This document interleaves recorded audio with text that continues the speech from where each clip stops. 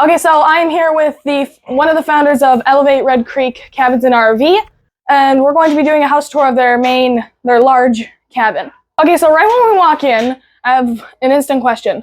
I'm noticing a theme here. There's lots of wood. Is that because we're trying to keep with like a natural cabin look? Yeah. So this cabin is called Cypress. All of our cabins are named after the trees that we have on the property here. Oh, cool. So we have Cypress, which is our large cabin.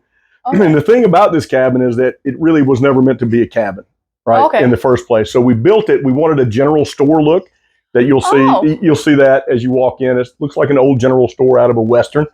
And we did that because this was going to be a store. We had a counter out here, but that's when we had this outdoor and very elevated adventure park, right? So it was zip lines and obstacle courses and things like that. But about 3 years ago, we had Hurricane Zeta, who dispensed with a lot of our courses. And so we kind of had to fall back to pure cabin rental. And just the fact that the creek was here, right? The creek was here for people to enjoy. The sandbars were here for people to enjoy. And so we came back to just cabins. And it was at that point that we decided to finish this cabin for an additional rental cabin instead of a store. So was the upstairs, the upstairs was there already? The upstairs was there, but it was completely unfinished. It was really nothing. Was it being used like as storage for the kind store? of, it was a lot of that, a lot of like, where do we put it? Oh, put it upstairs. And we called it the store back then. Just put it upstairs of the store. So that's why we, the reason it got finished is because we needed it to be. We needed rentals. And this being the biggest cabin, it was our ability to say, okay, we can handle a large group. So this cabin, and we'll see in a second, we've got 2 bedrooms upstairs, but we went ahead after the storm and said, okay, well, let's make this a sleeping area as well. So with the addition of the bunks, it's perfect for a big family. Lots of kids would work great, and this gives us the ability to do that.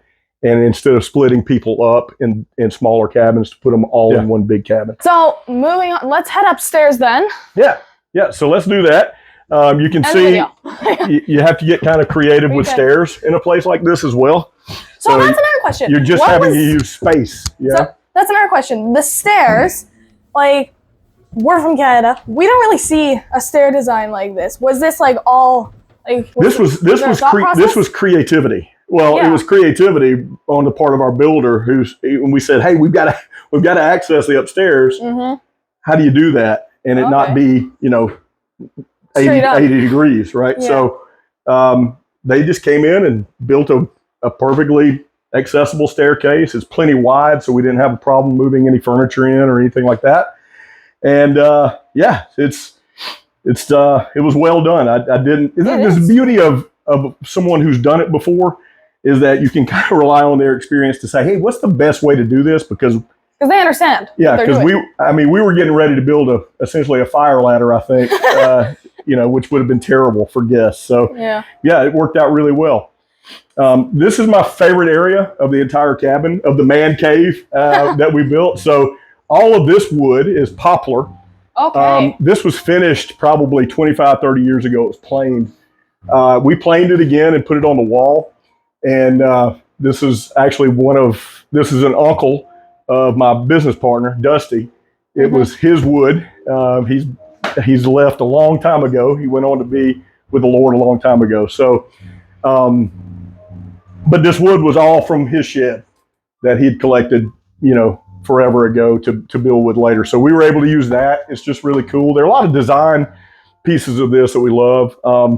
We did a lot of it on the cheap too. So if you'll notice, you got particle board behind here, but that is nothing more than fencing.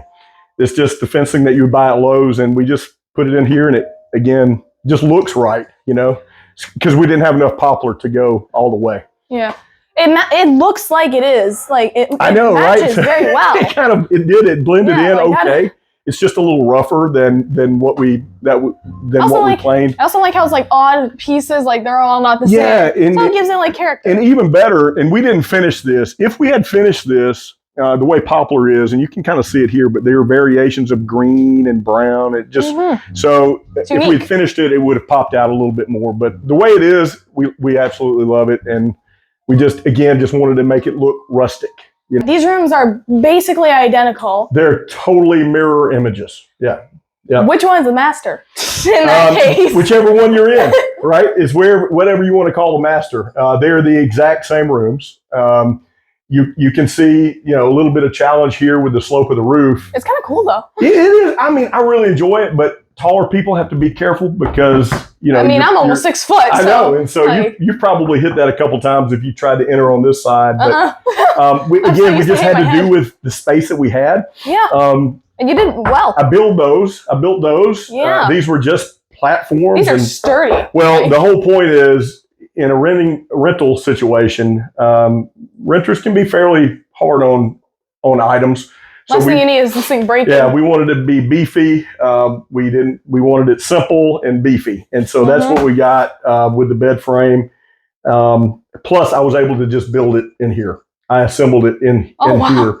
So the bedroom, were these here? So when this was a man cave, were these bedrooms like actual sleep in here, or were these just kind of empty? So until we finished it all out, this was just it looked like an attic, really. That's all there was to it. I mean, we had some rudimentary stairs coming up here, but it was just mainly storage. And so all of this was wide open. This wall wasn't here. It was one big open area. So what made you want to, instead of putting one large bedroom, what made you want to just put 2 bedrooms instead? Is that to make it stand out from the others? Well, it was ultimately because I needed a bedroom and my partner needed a bedroom, right? Okay. So we thought, if we're ever here in tandem, our families are here or whatever, we've got places we can stay if the other cabins are rented or whatever.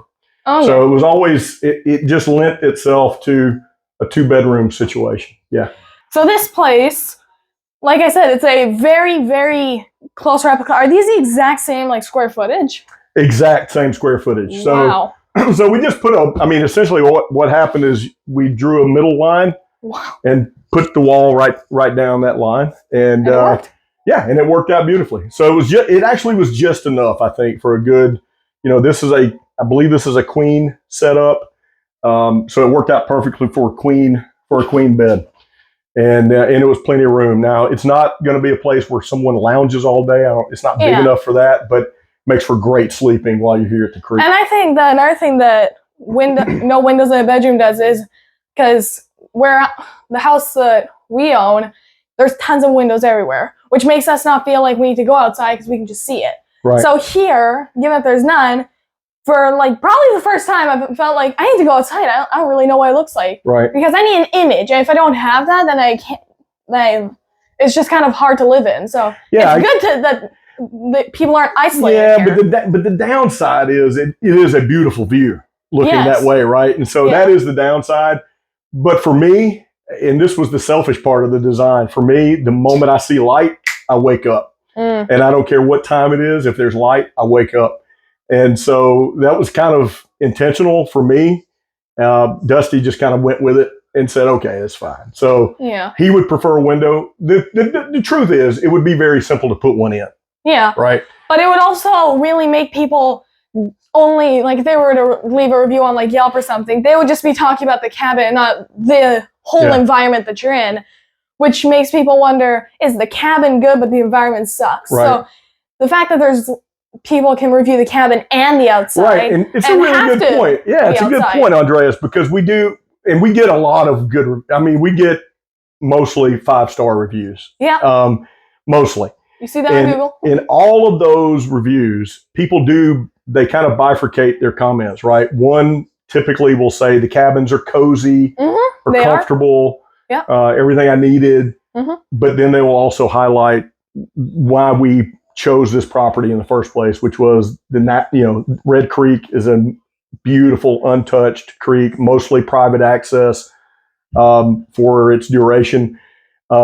It's just beautiful, right? Yeah. And so people will comment on the cabins, but then they'll also comment on the sandbars and the serene and the quiet, the ability to see the stars. We were talking earlier. When we first got here, it was beautiful. Yeah. And the thing is, people will be talking about that because they want to go outside. That's right. Because people nowadays, I feel like we're in that stage of, the generation is in the stage of, I'm on my screen all day, and if I want and my parents tell me I need to look outside, I can just look out my window. Right. I think things have become too simple for people. Right. So the fact that like there's no windows here makes me, which is a good thing, it makes me not want to be in here all the time. It makes me want to be outside, which is good because this generation isn't outside enough. Well, we're not getting enough sunlight. We totally talked about that so much when we formed the business, right? When we had the plan and we had the course done and we were to the point of what do we call this place, right? What do we call it?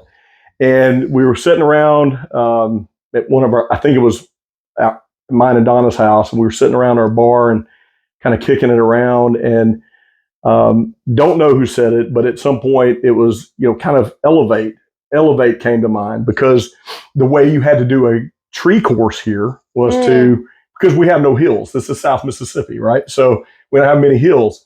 Yeah. So the way we had to get people to a height where they could do an aerial adventure was to elevate them via stairs or via a climbing wall. So we were thinking about the concept of elevation. So our point was, we're going to elevate your physical body. We're going to get you up in the trees. Yeah. But we're also going to hopefully elevate your spirit, your mind, your confidence. And that's good. Everything about that word to us seemed very positive. And so that's why we went with elevate. And even without the courses, we still believe that the cabin and the, kind of the austere setting, but comfortable, combined with just this place does elevate one's spirit and hopefully their outlook. When people leave here, if they're from New Orleans or another populated city like that, the ability to come here and kind of be quiet for a little while and be in nature elevates them mentally. Okay, so this is Magnolia. These are a carbon copy of each other, so we're not going to show you both. Right. But there's a very cool story about Magnolia. Well, all the cabins here are named after trees, right? And so when we were deciding what to name them, we saw this magnolia tree.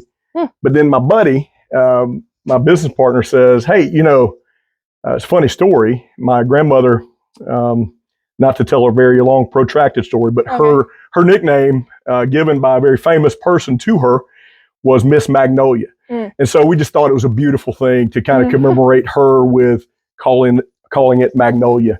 So I never say that name without thinking about Dusty's grandmother. So these are very simple, one-bedroom cabins. We have making the most of the space. Just making the most of it. And again, the whole point of coming here is not to stay in the cabin. Yeah. I feel like people to get out into the nature. I feel like people don't understand. Like, the point of a cabin is it's for shelter and sleeping. You got to be outside. In Canada, because we have a lot of cold weather, people are basically always in the cabin, because no matter if it's winter or summer's crazy hot and the winter is crazy cold. Yep. So there's no sweet spot, really. So people always have to find that like 1 hour of the day that's perfect, and that's really the only time they can be out there without scorching themselves or freezing themselves. So, but here, like, people have no excuse here to not be in the It's beautiful, and we have a great back porch. You'll see that in a second, that overlooks the creek. So there's really just no reason to stay in here. But when you are in here, we want it to be comfortable, again, safe, kind of cozy, and those are the kinds of comments that we get. So, and that's great. These are not your high-end luxury and I feel like that would defeat the purpose of this property. We felt so too. We felt like that, and that comes back to the whole thing that we were talking about at Cypress, which was we wanted to keep it river cabin feel, right? That cabin feel, and we really feel like we did that with the tin and the and the raw wood siding and things like that. So, but pretty simple, living room, kitchen together here, semblance of a dining area with a table. Simple place. Yeah, it's great. Really, comfortable bed, but very bare bones, right? Made these bed frames, which is kind of cool. These look very nice. I thought you made the ones over there and you didn't make these ones. No, these look professional. Built both of them. Well, I think a lot of stain can make most things look professional. You're a carpenter? No, I'm not. Really? No, absolutely, no. But it's big dumb carpentry. So just a very simple bedroom. But what I love, Andreas, is this. I can't, humidity is normally annoying, but for some reason when I see the fog coming off there, it makes the humidity feel nice. It's a beautiful place, and it's a great relaxing spot for me.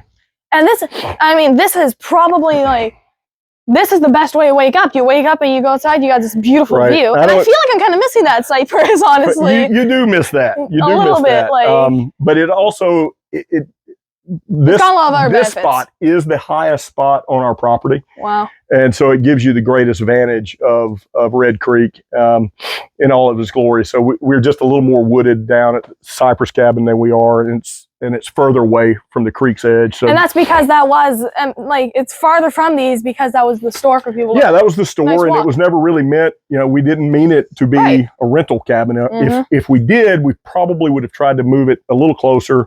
But as the property undulates, it gets a little lower down there, so we had to be very careful. Yeah, and cognizant of the creek levels as well. So has like the creek ever like flooded this area? No, so it's gotten high before, right? So I've seen this today. This creek is measured. It would probably measure it at 5 feet or 6 feet at the bridge where they measure the creek level. But we've seen it at 23 feet. So it at 23 feet, the creek gets maybe just a couple feet below the cliff here. Wow. But what's cool is we still have, after that, we still have another full 2.5 feet before the water, or probably 2.5 feet before the water would be ever threatening here. So I tell everybody, if these cabins ever get water, everybody in this entire county probably has a problem. Wow. Yeah. So I know in Mississippi, they have a rule that like you need to be like 15, 20 feet above sea level. Is that why this is raised off, or? Not really. We wanted the raised just because of the assurance of it.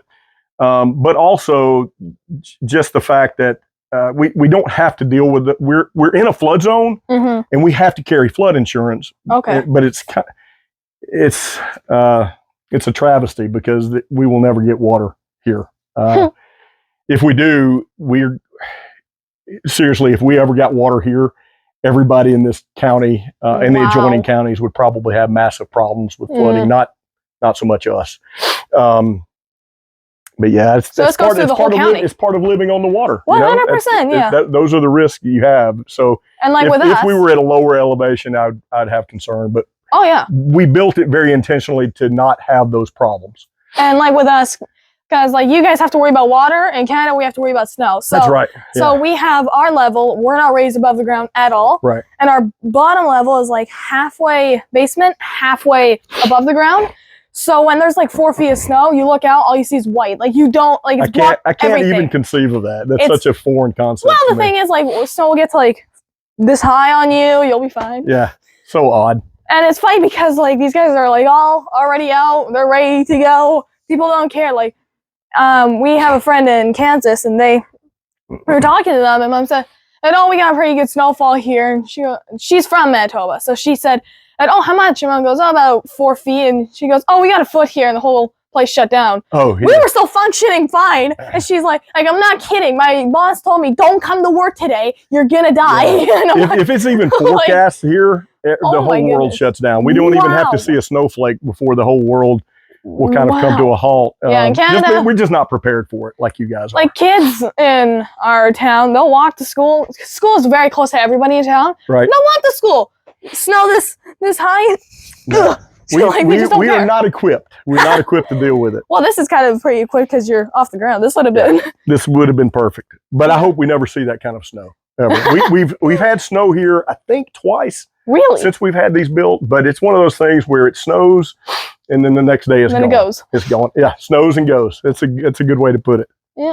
Very cool. All right. Well, thank you for the interview. I'm glad to do this, man. Yeah. It's really fun. It's really nice. And it's beautiful, and it's fun to share it with people. So thanks for your interest in it. We got to see the place. We got to be in the place, but we didn't know anything about the story of the place. So it's cool to understand what we were living in. There are so many more stories. Yeah, but this would be a 4-hour video. Yeah, it could be more than that. Yeah. So we've had some good times up here and some interesting times. I believe you. It's a lot of fun. But thanks for being here, Andrea.